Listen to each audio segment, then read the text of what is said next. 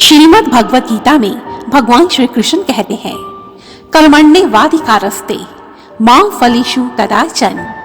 अर्थात हे मानव, तू अपना कर्म कर, परंतु फल की चिंता तू मत कर। भगवान श्री कृष्ण ने कर्म को ही प्रधान बताया है, परंतु जब से इस सृष्टि का निर्माण हुआ है तब से कुछ लोगों ने धर्म को अर्थात ईश्वर भक्ति को ही श्रेष्ठ कहा है। कर्म और धर्म का यह प्रतिद्वंद सदियों से चला आ रहा है। इसी प्रतिद्वंद के चलते कर्म और पूजा पाठ में से क्या श्रेष्ठ है, यह समझ पाना बहुत ही मुश्किल हो जाता है। आज की इस वीडियो में हम इसी प्रश्न का उत्तर पाने का प्रयास करेंगे। पहले हम एक कहानी सुनेंगे और फिर श्रीमद् भगवत गीता के 2 श्लोक सुनेंगे, जिन्हें सुनने के पश्चात आपको इस प्रश्न का उत्तर अवश्य ही मिल जाएगा। तो आइए सुनते हैं यह सुंदर कहानी, कर्म बड़ा है या फिर पूजा पाठ। किसी राज्य में एक प्रतापी राजा राज्य करता था। राजा स्वभाव से बहुत ही कर्मशील था। वह अपने काम से इतना अधिक प्रेम करता था कि काम के लिए उसने अपने महल के सारे ऐशो आराम, सुख ऐश्वर्य सभी त्याग दिए थे और दिन रात वह प्रजा के कल्याण में लगा रहता था। उसने अपने राज्य में जगह जगह धर्मशालाएं, छायादार वृक्ष, मीठे पानी के कुएं और पाठशालाएं बनवाई। वह अपने दरबार में प्रतिदिन दुखी और परेशान लोगों की फरियाद सुनता था और फिर उनकी यथासंभव मदद करता था। और यही कारण था कि उस राज्य के लोग राजा को भगवान की तरह पूजते थे। राजा अपने राज्य के काम में इतना अधिक व्यस्त रहता था कि उसके पास ईश्वर की भक्ति, पूजा अर्चना या भजन कीर्तन आदि के लिए समय ही नहीं बचता था। एक दिन राजा अपने राज्य का भ्रमण करने के लिए निकला और भ्रमण करते करते वह एक घने वन में पहुंच गया। वन में घूमते घूमते रात हो गई और तभी राजा ने देखा कि वन में अचानक से एक स्थान पर दिव्य प्रकाश फैल गया है और तभी आसमान से एक देवदूत उस स्थान पर उतर रहा है। राजा यह सब देखकर बहुत आश्चर्यचकित हो गया। कुछ सोचने के बाद राजा उस देवदूत के पास गया और उसे सादर प्रणाम किया।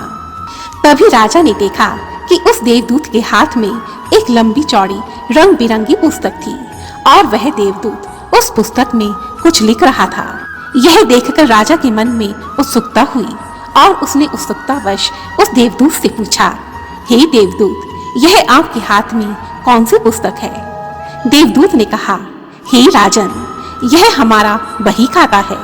इसमें उन लोगों के नाम हैं जो सदा ईश्वर की भक्ति करते हैं।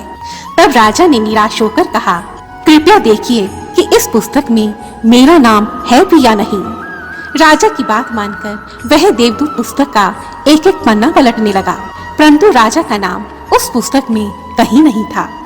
तब राजा ने देवदूत से कहा, हे महाराज, मैंने कभी ईश्वर की भक्ति की ही नहीं, कोई तीर्थ नहीं किया, इसी कारण इस पुस्तक में मेरा नाम कहीं नहीं है।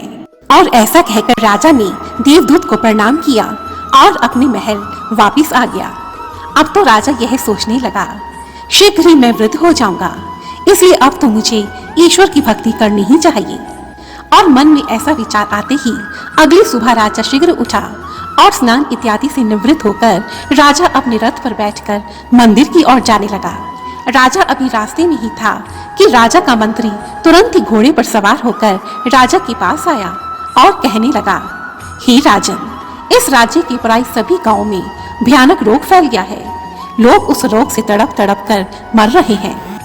मंत्री की यह बात सुनते ही राजा ने अपना रथ वापस घुमाया और मंत्री को आदेश दिया, मंत्री जी, राजकोष से पर्याप्त धन लेकर उन सभी गांवों में पहुंचाओ और बीमार लोगों को भोजन, दवाइयाँ और वस्त्र उपलब्ध करवाओ और मेरा रथ तैयार करवाओ। मैं स्वयं गांव-गांव जाकर वहां का परीक्षण करूंगा। और इस प्रकार राजा मंदिर का रास्ता छोड़कर अपनी बीमार प्रजा की सेवा में व्यस्त हो गया। परंतु इस बार राजा अपना काम करते करते ईश्वर का नाम भी मन ही मन जपता रहा। राजा की उस निस्वार्थ सेवा के कारण कुछ ही दिनों में वह भयानक रोग भी समाप्त हो गया। अब राजा एक दिन फिर घूमते घूमते उसी वन में जा पहुंचा और वन में जाकर राजा को फिर से उसी देवदूत के दर्शन हुए। राजा ने देखा कि इस बार देवदूत के हाथ में 2 पुस्तकें थी और ये दोनों पुस्तकें पहले वाली पुस्तक के मुकाबले बहुत छोटी और पतली थी।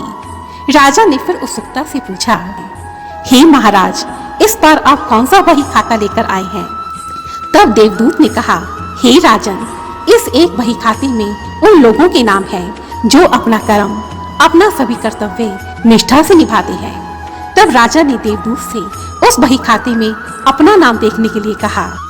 देवदूत ने उस बही खाते को खोलकर देखा तो उसमें बहुत थोड़े से लोगों के नाम थे, परंतु उन सभी नामों में राजा का नाम सबसे ऊपर लिखा हुआ था। यह देखकर राजा बहुत प्रसन्न हुआ। अब देवदूत ने कहा, हे राजन, इस दूसरे बही खाते में केवल उन लोगों के नाम हैं जिनसे ईश्वर बहुत प्रेम करते हैं। तब राजा ने कहा, कितने भाग्यशाली होंगे वो लोग जिनसे ईश्वर प्रेम करते हैं। हे महाराज, क्या इस पुस्तक में मेरे किसी नागरिक का भी नाम है?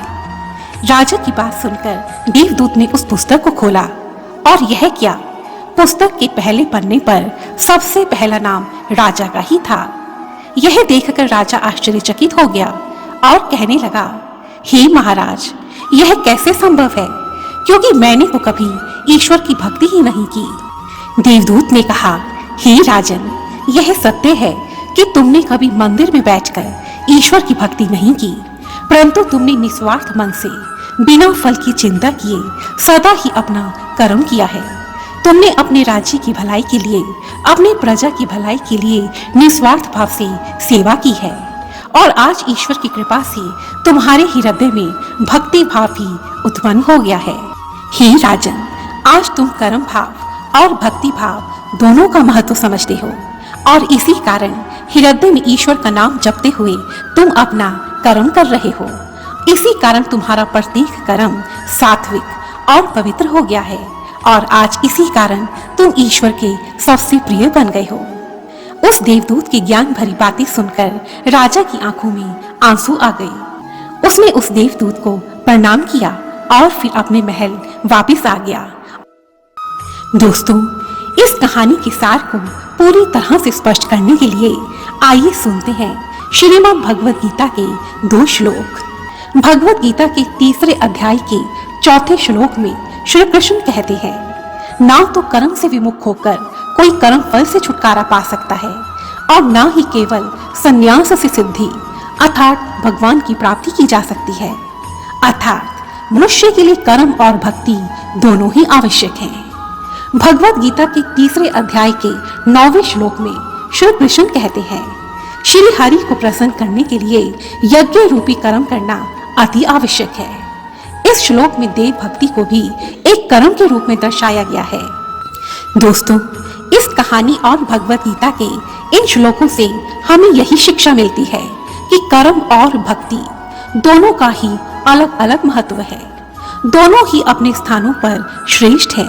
इसलिए दोनों भावों को लेकर प्रतिद्वंद करने की बजाय दोनों भावों के बीच संतुलन बनाकर ही चलना चाहिए।